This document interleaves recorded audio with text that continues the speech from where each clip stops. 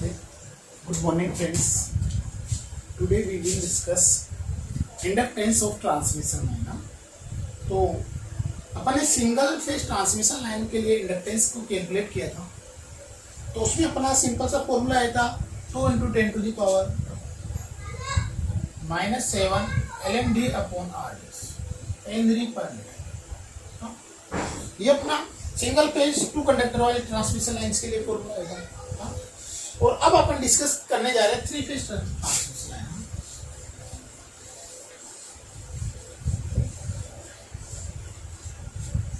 और 3 phase transmission lines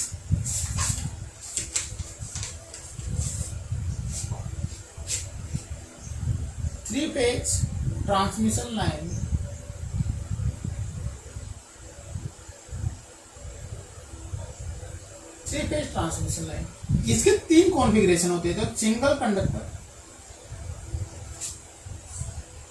single circuit configuration,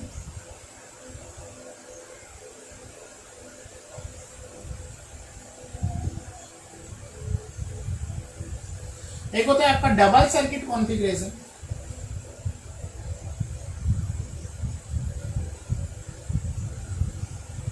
और एक होता है आपके पास bundle conductor.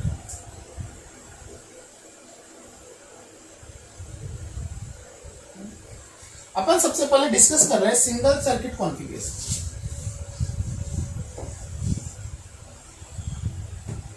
We assume a transmission lines in 3 phase, conductor A, conductor B and conductor C. Distance between A and B, B and C and A is D1, D2 and D3. Current flow in conductor A, IA, conductor B, IB and conductor C. तीनों conductor में मैंने current का flow बता दिया, IA, IB, IC। Distance D1, D2, D3 है और 3 conductor है आपके पास। अब इसमें आपको इंडक्टेंस कैलकुलेट करना है। तो इंडक्टेंस क्या होता है? सिंपल इंडक्टेंस क्या होता है? Inductance equals to total flux linkage divided by current flow in the conductor. अगर मैं ए कंडक्टर की बात करूं तो ए कंडक्टर के लिए, अगर बी कंडक्टर की बात करूं तो बी कंडक्टर के लिए, सी कंडक्टर की बात करूं तो सी कंडक्टर की। तो सबसे पहले at the first we calculate psi A. Psi A is total flux linkage.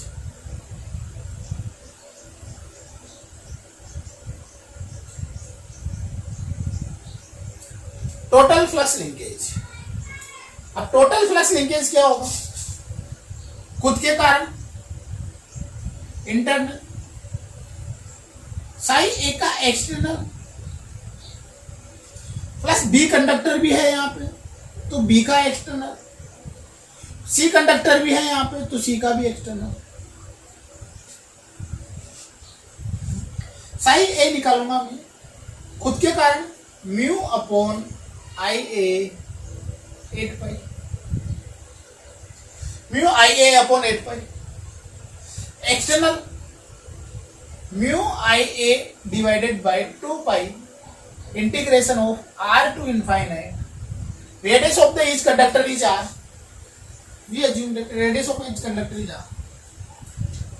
1/x into d of x plus IB के कारण IB डिवाइडेड बाय 2π। कितनी डिस्टेंस है IB की? D3। 1/x dx plus μIC divided by 2π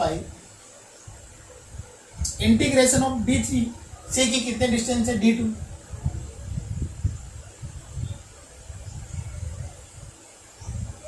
इसको solve करो। μIA divided by 8π, mu divided by 2π में सभी में कॉमन ले लेता हूं।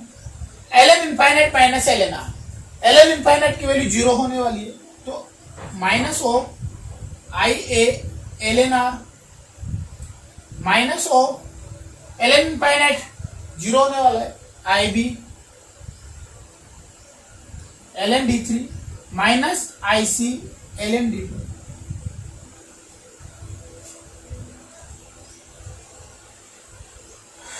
ln r d3 और d2। ठीक है, अगर मैं स्पेसिंग को सिमेट्रिकल मान लेता हूं, अगर मैं कंसिडर करता हूं for symmetrical spacing,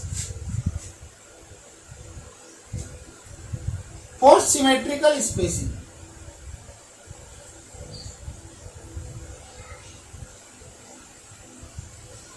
d1 d2 d3 को मैं d क्या हो जाएगा, साई a इक्वल टू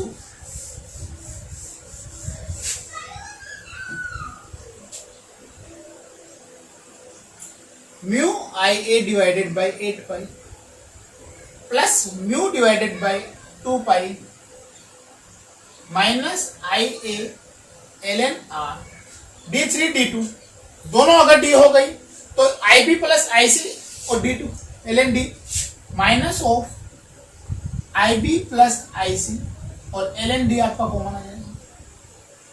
एक और इक्वेशन इसमें लगा दो, क्योंकि I A plus I B plus I C क्या होता है आपके पास फॉर बैलेंस कंडीशन।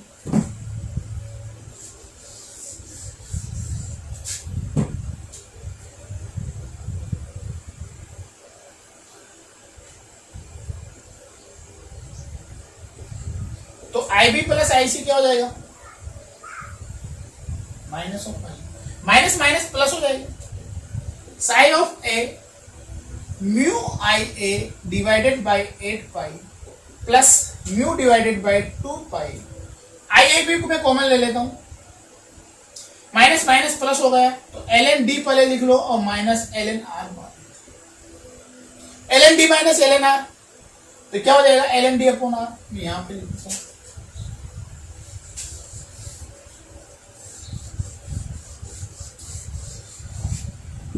ये हो गया अपने पास म्यू आई ए अपॉन 2 पाई को कॉमन ले लो 1/4 L N D minus L N D R, L N D upon R, और इसको मैंने अभी बताया था L N D divided by R dash equal to mu 2 pi. ये आपके पास एल ए साई ए हो गया, और एल ए निकालने के लिए इसमें अगर आप आई ए का भाग दे तो क्या जाएगा आपके पास, mu divided by 2 pi L N D divided by R dash, या फिर इसको आप लिख सकते हो 2 × 10⁻⁻⁷ L N D divided by R dash henry पर मीटर। सेम और सिमेट्रिकल लाइन के लिए फोर्स सेम आया है जो आपने सिंगल फेज कंडक्टर के लिए पढ़ा था, सिंगल फेज ट्रांसमिशन लाइन में पढ़ा। L N D upon R dash की वैल्यू वही है 0.7788 इंटू आर। इफेक्टिव रेडियस है, इफेक्टिव रेडियस है क्यों, क्योंकि यहाँ पे आपके पास इंटरनल फ्लक्स आएगा, और अगर इंटरनल फ्लक्स आपके पास पिक्चर में आ रहा है तो उसके कारण कुछ ना कुछ आपका डिस्टर्ब रहेगा, हाँ, केवल आउटर फ्लक्स के कारण नहीं आ रहा, हाँ। तो अपन ने देखा, अपन ने सिंगल सर्किट कॉन्फ़िगरेशन कंसीडर किया, और इसमें अपन एक कंडीशंस ले ली कि मेरे पास दोनों की तीनों डिस्टेंस बराबर है, सिमेट्रिकल डिस्टेंस। अगर बाई चांस सिमेट्रिकल डिस्टेंस ना हो, फॉर अनसिमेट्रिकल डिस्टेंस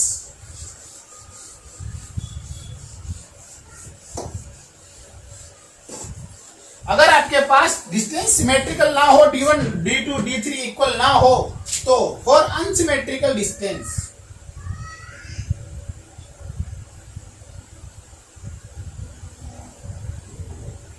अगर आपके पास डिस्टेंस सिमेट्रिकल ना हो तो सोचो L1 अलग आएगा, LA अलग आएगा, LB अलग आएगा, LC अलग आएगा, तीनों के तीनों इंडक्टेंस आपके पास अलग आएगा। अगर तीनों के तीनों इंडक्टेंस अलग आएंगे तो इंडक्टेंस के कारण आपका पास जो वोल्टेज ड्रॉप होगा, इंपीडेंस अलग आएगा, इंपीडेंस के कारण आपके पास वोल्टेज ड्रॉप वो तीनों के तीनों ट्रांसमिशन लाइंस का अलग होगा।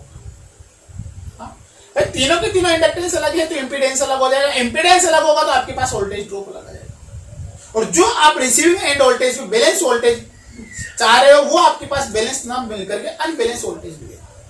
सेंडिंग एंड वोल्टेज में आपने बैलेंस वोल्टेज दे रखा है, तीनों का voltage B A B B B C तीनों के तीनों सेम ले रखा है, लेकिन ट्रांसमिशन लाइन में आपके पास वोल्टेज ड्रॉप हो चुका है, वो डिफरेंट है। अगर डिफरेंट वोल्टेज ड्रॉप आ रहा है तो आपके पास रिसीविंग एंड पे जो आपके पास वोल्टेज मिलेगा वो आपके पास डिफरेंट है।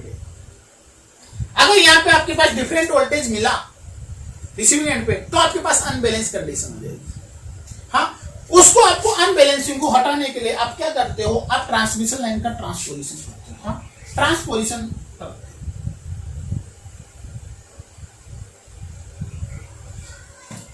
अब ट्रांसपोजिशन क्या है? ट्रांसपोजिशन एक तरह की टेक्निक है। ट्रांसपोजिशन एक टेक्निक है, जिसमें क्या करते हो आप, ट्रांसपोजिशन आपकी तरफ एक टेक्निक है जिसमें क्या करते हो कि ईच कंडक्टर का पोजिशंस को आप चेंज करते हो बाय पीरियडिकली। हाँ, जैसे मेरे पास तीनों कंडक्टर है, आपके पास ए है, बी है एंड सी है। ये आपके पास कंडक्टर ए है, ये आपके पास कंडक्टर बी है, ये आपके पास कंडक्टर सी। हाँ, एट अ पर्टिकुलर डिस्टेंस है, आप एक पर्टिकुलर डिस्टेंस जैसे 10 kilometre, 30 kilometre, particular line L kilometre, उसके लिए आप इसकी ट्रांसपोजिशन चेंज करो। ए को आप बी की पोजीशन पे लाओ, बी को आप सी की पोजीशन पे लाओ, और सी को आप ए की पोजीशन पे लाओ। फिर आप यही सेम रूटीन फॉलो करोगे। आप इसको आप बी की पोजीशन पे लाओ, इसको आप सी की पोजीशन पे लाओ, इसको आप ए की पोजीशन। अब देखो, आप कंडक्टर है, ये डिस्टेंस d1 है, d2 है, ये d3 है, कुछ प्रॉब्लम नहीं है अपने पास। कुछ भी हो, आप कितने भी आप अनसिमेट्रिकल लाइंस लो, कितने भी आप अनस्पेसिंग लाइन, मतलब अनइक्वल डिस्टेंसिंग लो। हाँ, ठीक है, मेरा ए कंडक्टर पहले यहां था, अब ये ए कंडक्टर दूसरी पोजीशन पे चला गया, ए कंडक्टर आप तीसरी पोजीशन पे चला गया। बी कंडक्टर पहले यहां था, अब बी कंडक्टर आपका यहां चला गया, बी कंडक्टर आपका, सी कंडक्टर यहां था, सी कंडक्टर आपका यहां चला गया। मतलब एक पर्टिकुलर टाइम इंटरवल में ट्रांसपोजिशन से क्या हो रहा है, एक पर्टिकुलर टाइम इंटरवल में आपकी ट्रांसपोजिशन रिपीट हुआ है, फिर वापस यही पोजीशन आ जाएगी। ये जो फर्स्ट सिचुएशन से यही आ जाएगी, तो 3 पोजीशन के बाद में आपका ये पीरियडिक रिपीट हुआ है। हाँ, तो ए कंडक्टर पोजीशन ए पे भी है, बी पे भी है, सी पे भी, तीनों के तीनों कंडक्टर की पोजीशन पे। हाँ, से मेरे एक इसके बाद में इस वाले कंडक्टर के बाद में आपके पास एक पोजीशन आएगी ये, तो आपके पास कंडक्टर ए बी पोजीशन पे आ जाएगा, कंडक्टर बी सी पोजीशन पे आ जाएगा, कंडक्टर सी ए पोजीशन पे, और ये डिस्टेंस तो आपके पास वही रहेगी d3 d1 सिमिलर। फिर एक पोजीशन आएगी आपके पास, फिर आपके पास क्या होगा, ए कंडक्टर आपका यहां चला जाएगा, बी कंडक्टर आपका यहां हो जाएगा, सी कंडक्टर आपका यहां हो जाएगा, लेकिन ये डिस्टेंस आपके पास वही रहेगी।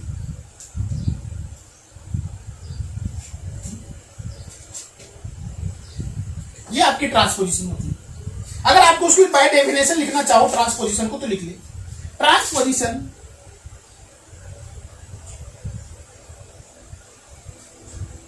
Is a technique, transposition is a technique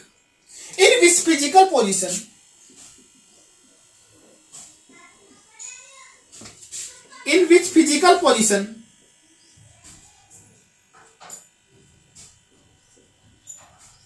of each conductor या each phase will be changed periodically. Transposition is a technique, transposition आपके पास एक टेक्निक है in which physical position of the each conductor या each phase conductor will be change periodically. एक particular period के बाद में इनकी टाइम पोजिशंस क्या हो जाती है, चेंज हो जाती है टुवर्ड्स या लेंथ ऑफ द लाइंस और span length of line.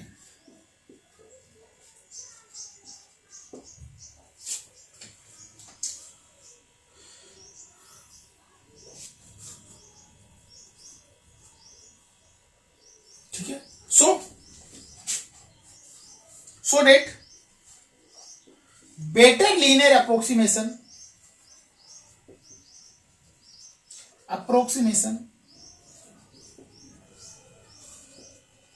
will be considered.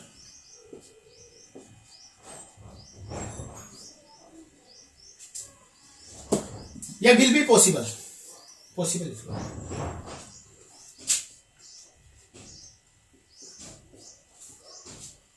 क्या हुआ, transposition is a technique in which physical position of the each conductor या each phase conductor change periodically.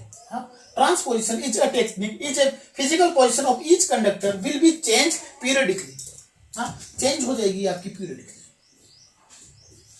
Span of the length, आपकी length के according,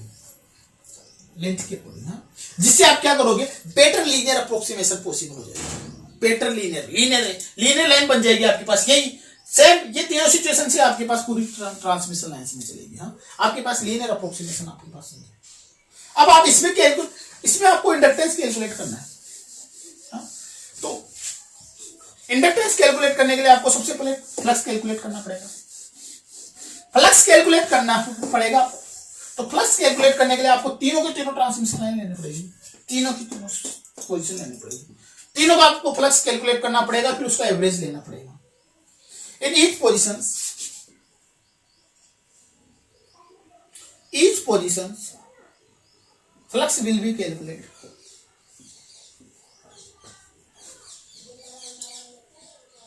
आपको प्रत्येक position का flux calculate करना पड़ेगा. एंड टू टेक क्या, average of this flux.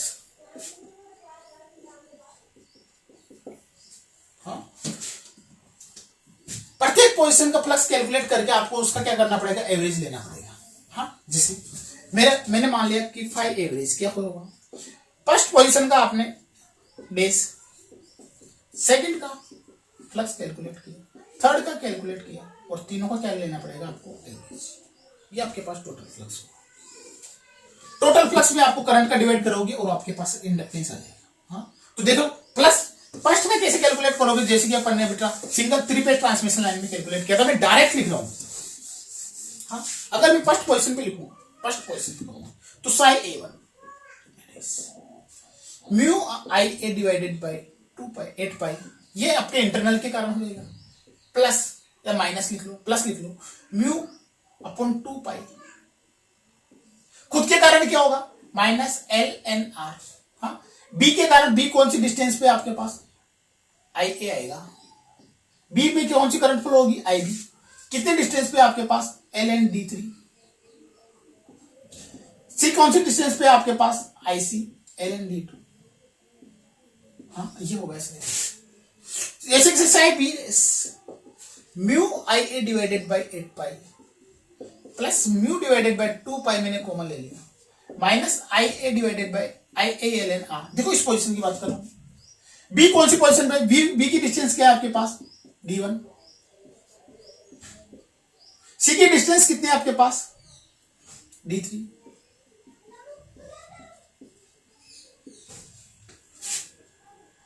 Sai 8 triple days तीसरे के कारण इस पोजीशन पे आई, ये रहा. म्यू IA डिवाइडेड बाई 8 भाई इंटरनल फ्लक्स तो आपका सेम होने वाला है,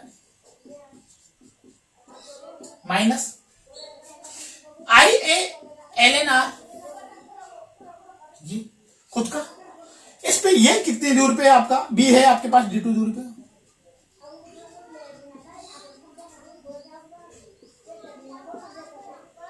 देखो तीनों का एवरेज लेना है अपने को. मैं देखो टोटल थोड़ी सी कैलकुलेशन फास्ट कर रहा हूं.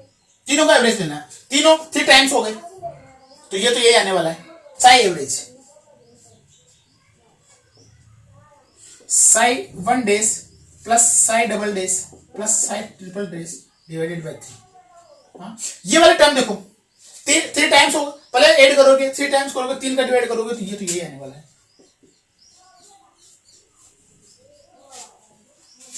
ये आने वाला है, तो कोई प्रॉब्लम नहीं है. ये वाला टर्म देखो IALNR ये भी 3 टाइम्स होगा, ये भी यही आने वाला है, माइनस म्यू अपॉन 2 पाई. चलो माइनस नहीं प्लस ले लो, माइनस ले लो, माइनस IALNR. अब देखो IB, देखो आप IB के साथ LND3 है, IB के साथ LND1 है, IB के साथ LND2 है. अगर मैं IB कॉमन ले लूं तो कॉस्ट्यूम क्या आ जाएगा, LND1 plus LND2 plus LND3, LNA plus LNB plus LNC, LNC1 C2 C3. हो जाएगा। तो मैं अगर यहां से माइनस आई बी कॉमन ले लू,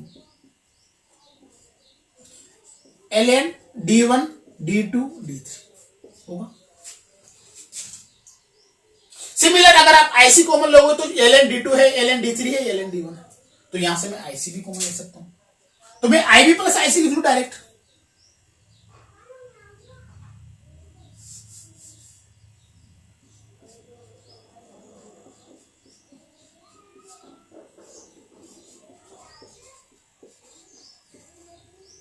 थोड़ी सी मैंने कैलकुलेशन फास्ट कर दी, कुछ नहीं, मैंने एक दो स्टेप को आपको डिवाइड कर दिया।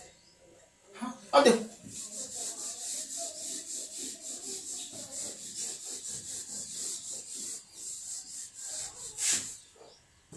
क्योंकि I A plus I B plus I सी तीनों क्या होने वाला है आपके पास 0, तो आई बी प्लस आई सी क्या होगा, minus of I.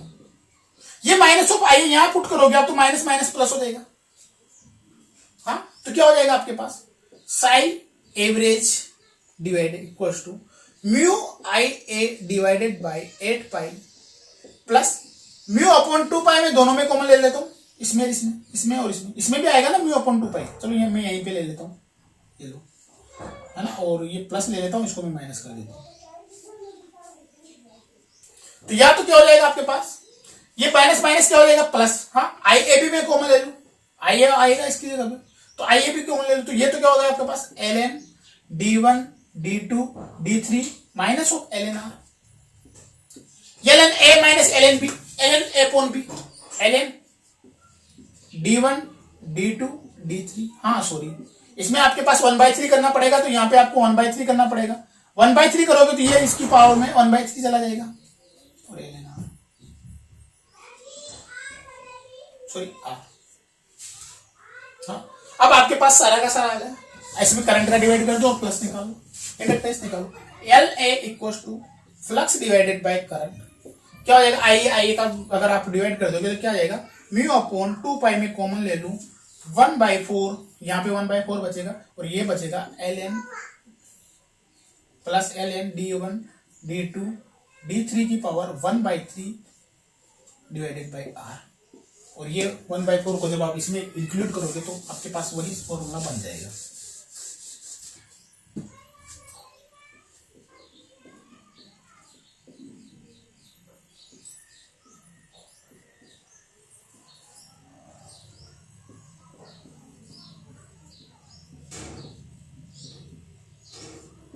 Are dash, वही आर डैश पहले की तरह। हाँ और इसको आप बोलते हो इंडक्टेंस, या फिर इसको आप लिख सकते हो 2 × 10⁻⁻7 L N D one D two D three divided by R dash की पावर 1/3 हेनरी पर मीटर। ये आपने 3 फेज ट्रांसमिशन लाइन्स का निकाल लिया। मैंने इसको थोड़ा सा शॉर्ट किया क्योंकि कैलकुलेशन पार्ट है, कुछ भी नहीं है। पहले अपन ने तीनों पोजीशन को ट्रांसपोज किया। 3 पोजीशन क्यों है, क्योंकि ट्रांसपोजिशन करोगे नहीं तो आपके पास बैलेंस कंडक्टर नहीं आएगा, बैलेंस पावर नहीं आएगी, बैलेंस वोल्टेज नहीं आएगा आपके पास। हाँ तो आपको ट्रांसपोजिशन करना भी जरूरी है। ये आपका सिंगल सर्किट कॉन्फ़िगरेशन कंप्लीट हो गया, सिंगल सर्किट कॉन्फ़िगरेशन आपका कंप्लीट हो गया। अब आपके पास डबल सर्किट कॉन्फ़िगरेशन है, अब आपको थोड़ा समझने की जरूरत है।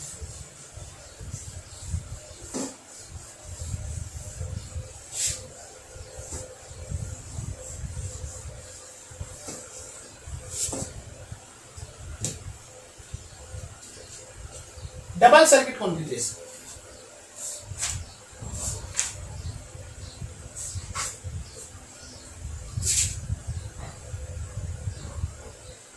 Double circuit configuration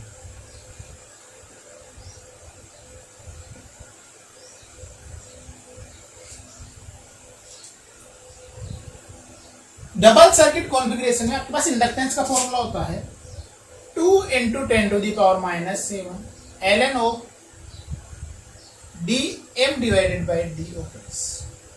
dm mutual GMD और d of s self GMD।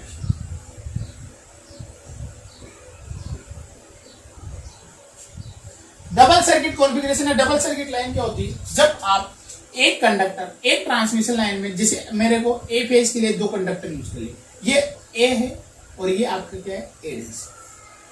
Similar मैंने बी फेज के लिए 2 कंडक्टर यूज कर लिए, ये बी है और ये क्या है आपके पास?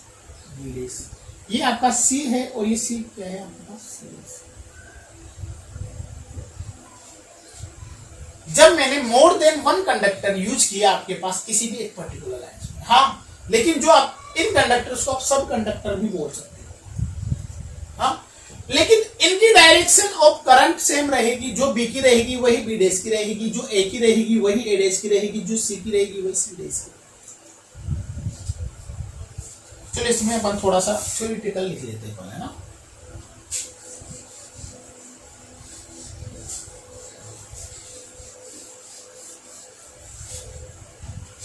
और बल्क पावर ट्रांसमिशन, अगर आपको बल्क पावर ट्रांसमिट करने और bulk power transmission we led, हम बिछाते हैं डबल सर्किट ट्रांसमिशन लाइन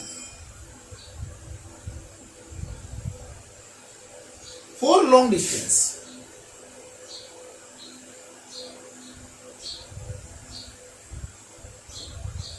हाँ, इनका वोल्टेज, ऑपरेटिंग वोल्टेज भी ज्यादा होता है।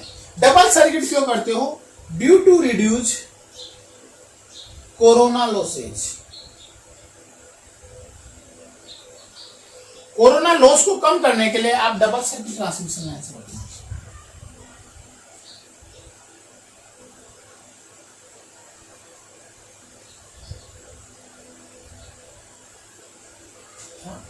Direction of power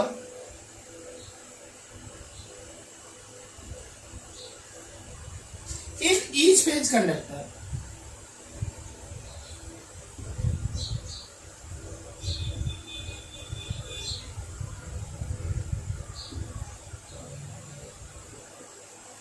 will be same।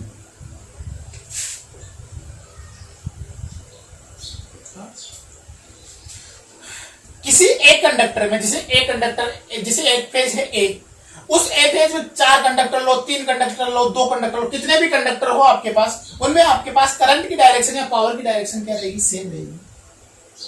That means it means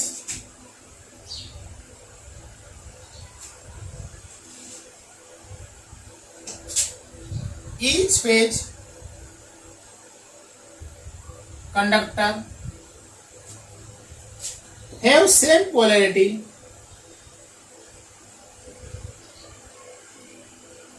of current।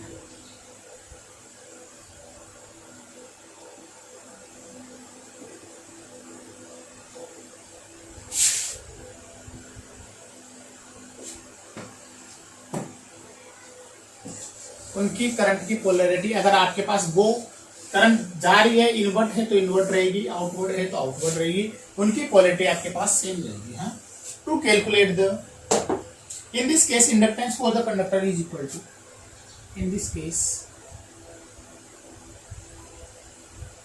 Inductance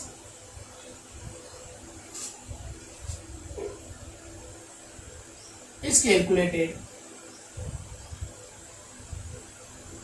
is inductance होगा आपके पास 2 × 10⁻⁻⁷ ln dm/d(s)। d(m) क्या है यहाँ पे? ये है आपके पास mutual GMD, geometric mean distance, और d(s) है आपके पास सेल्फ GMD। जो dm है आपका, ये किसका एनालॉजी है? ये है आपका पास d का, और ये है आपके पास r। जो अपन ने सिंगल फेज ट्रांसमिशन लाइन में जो अपन ने इंडक्टेंस का फॉर्मूला पढ़ा था, 3 फेज ट्रांसमिशन लाइन में जो अपन ने इंडक्टेंस का फॉर्मूला पढ़ा था सिमेट्रिकल स्पेसिंग वाली के लिए, तो dm तो किसका एनालॉजी होगा आपके पास? d का, और ds किसका एनालॉजी होगा? आपका ds का।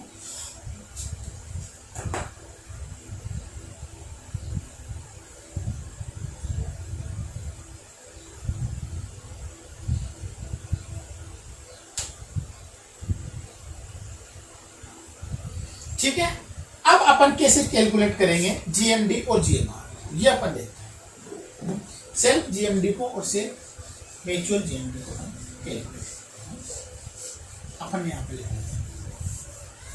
यही आपके पास इंपॉर्टेंट है, फॉर्मूला सभी को याद रहता है। कैसे calculate, calculation of GMD and calculation of self GMD.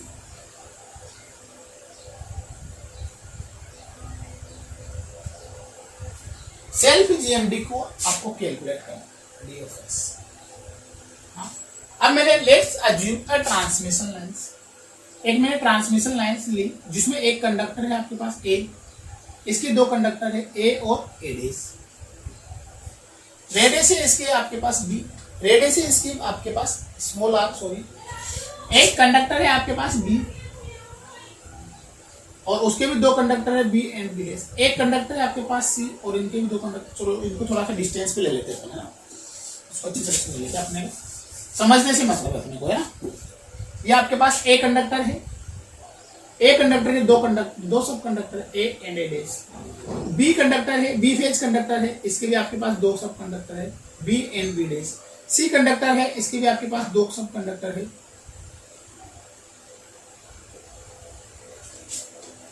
ठीक है, अब आपको जीएमडी और GMS, GMD self GMD and self mutual GMD calculate करना है। हाँ, तो सेल्फ जीएमडी के लिए मेरे को पता है कि भाई ये किसका एनालॉजी से आर का, तो खुद का ही कंडक्टर लूंगा, जैसे मैंने ए की फेज लिया ए, या बी फेज लिया B, C phase this. For calculations of the self GMD मैं किसी एक फेज को उठाऊंगा, जैसे मैंने डी ए निकाला, फेज ए के लिए निकाला, ठीक है। हाँ, तो डी एस वन लिख लो, डी एस। पहले मैंने एक कंडक्टर को उठाया ए को, हाँ, तो एक कंडक्टर में मेरे पास कौन कौन सी, ये वाली डिस्टेंस ले लो आप, डी डी ए डेस। पहले मैं सबसे पहले डिस्टेंस लूंगा ए की, ए के साथ, खुद की डिस्टेंस खुद के साथ से अपन उसमें प्लस लेते ना, खुद का प्लस, खुद के इंटरनल प्लस, हाँ, प्लस इनटू ए की डिस्टेंस लूंगा मैं दूसरे वाले कंडक्टर के साथ ए डेस के साथ, इस ए की डिस्टेंस लूंगा मैं इस वाले कंडक्टर के साथ इनटू, अब ए का काम कंप्लीट। अब ए डेस की डिस्टेंस लूंगा मैं किसके साथ, ए के साथ, और ए डेस की डिस्टेंस लूंगा मैं खुद के साथ, पहले खुद के साथ फिर दूसरे कंडक्टर के साथ, पहले खुद के साथ फिर दूसरे कंडक्टर के साथ। कितने टर्म से आपके पास 4, तो कितना आएगा आपके पास 1/, हाँ, जिसे मेरे को डी एस टू निकालना है, सेकेंड वाले कंडक्टर बी के लिए निकालना है, हाँ, तो मैं बी कंडक्टर की डिस्टेंस लूंगा पहले बी के साथ, फिर मैं बी कंडक्टर की डिस्टेंस लूंगा बी डेस के साथ।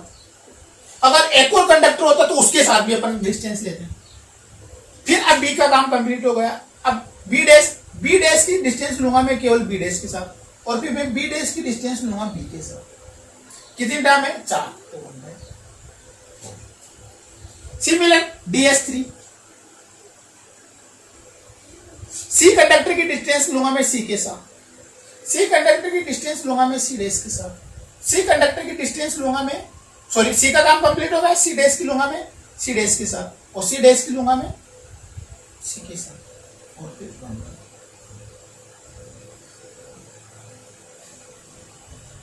ds1 ds2 ds3 आपने निकाल लिया, फाइंड आउट कर लिया। तो आपको सेल्फ जीएमडी निकालने के लिए, सेल्फ जीएमडी डीएस निकालने के लिए क्या करना पड़ेगा, सेल्फ जीएमडी निकालने के लिए मेरे को डी ऑफ एस क्या होता है आपके पास, D of S1, D of S2 और डी ऑफ S3, इनका क्या होगा, 3 टर्म है तो 3, 4 टर्म से तो 4, इसका 1/3। आपने सेल्फ जीएमडी कैलकुलेट कर लिया, ठीक है, सेल्फ जीएमडी मैंने कैलकुलेट कर लिया। अगर मेरे को म्यूचुअल जीएमडी का कैलकुलेट करना है,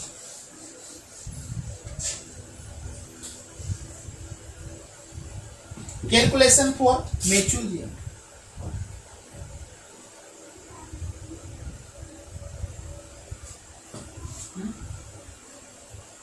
अगर मेरे को म्यूचुअल जीएमडी कैलकुलेट करना है तो देखो एक ही डिस्टेंस लोगे आप बी के साथ, एक ही डिस्टेंस लोगे आप सी के साथ, आप तीनों की डिस्टेंस लोगे। देखो कैसे लेते हैं, देखो सबसे पहले मैंने डिस्टेंस ली ए और बी के बीच की बात कर रहा हूं, ए और बी की। हाँ अब देखो ए में कितने कंडक्टर है, 2 कंडक्टर है, ए भी है और ए डैश भी है। तो पहले मैं ए की लूंगा, ए की लूंगा किसके साथ, बी के साथ, फिर मैं ए की लूंगा किसके साथ, बी डैश के साथ। सिमिलर मैं ए डैश की लूंगा किसके साथ, बी के साथ, मैं ए डैश की लूंगा किसके साथ, बी डैश के साथ। देखो पहले मैंने इसकी इससे ली, फिर मैंने इसकी इससे ली, फिर मैंने इसकी इससे ली, फिर मैंने इसकी इससे। और कितनी टर्म है आपके पास, हाँ फिर आपके पास डी, ए भी निकाल लिया आपने, ए सी निकालो, ए का सी के साथ। हाँ तो ए की डिस्टेंस लूंगा मैं सी के साथ, ए की डिस्टेंस लूंगा मैं सी डैश के साथ, ए कंप्लीट होगा ए डैश की सी के साथ और ए डैश की सी डैश के साथ। कितने हैं, इसकी इसके साथ, इसकी इसके साथ, इसकी इसके साथ, इसकी इसके साथ। एक और बचा आपके पास डी बी सी, ये तो बचा भाई, इसकी इसके साथ ले लिया, इसकी इसके साथ, लेकिन इसकी इसकी तो बची ना भी, इसकी इसके साथ हो चुकी है ना, इसकी इसके साथ हो चुकी है, इसकी इन दोनों की बची। क्या बचा, अब कंडक्टर बी की डिस्टेंस लूंगा मैं सी के साथ, कंडक्टर बी की डिस्टेंस लूंगा मैं सी डैश के साथ, कंडक्टर बी डैश की डिस्टेंस लूंगा मैं सी के साथ, कंडक्टर बी डैश की डिस्टेंस लूंगा मैं सी डैश के साथ, और उसका भी समझने की बात है।